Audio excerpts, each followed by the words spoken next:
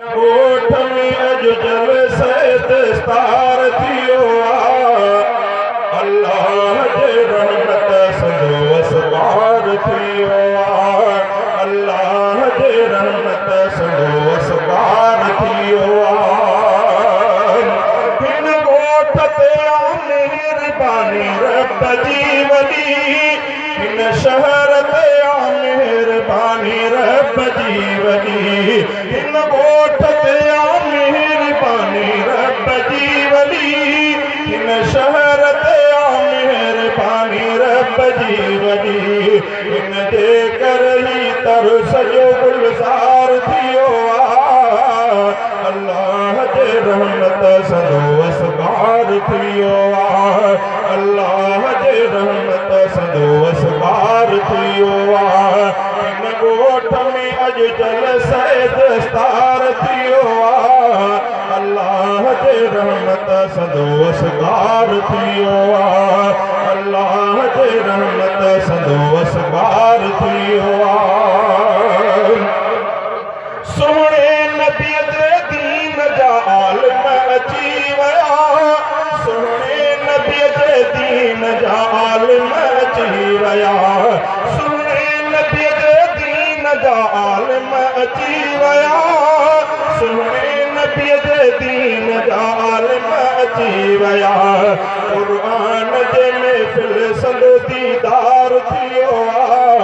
अल्लाह जे रहमत सॼो असबार थियो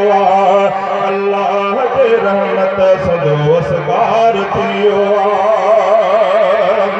मुख़लिस हिते उस्ताद आहिनि तालिबन सदा मुख़लिस हिते उस्ताद आहिनि तालिबन सदा मुख़लिस हिते उस्ताद आहिनि तालिबन सदा मुख़लिस हिते उस्ताद आहिनि तालिबन सदा दिन जो नतीजो अॼु अदा निर्वार थियो दिन जो नतीजो अॼु अदा निर्वार थियो अल्लाह जे रहमत सॼो असबार थियो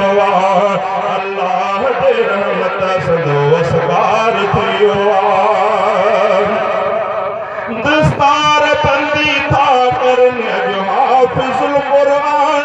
दस्तार बंदी था करनि अॼु हाफ़िज़ुल क़ुरआन दस्तार बंदी था करनि अॼु हाफ़िज़ुल क़ुरआन दस्तार बंदी था करनि अॼु हाफ़िज़ुल क़ुरआन क़ुरआन जे महफ़िल संदो दीदार थियो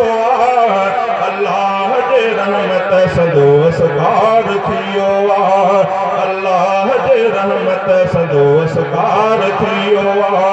हिन ॻोठ में अॼु जलसे दस्तार थियो अल्लाह जे रहमत सॼो असबार थियो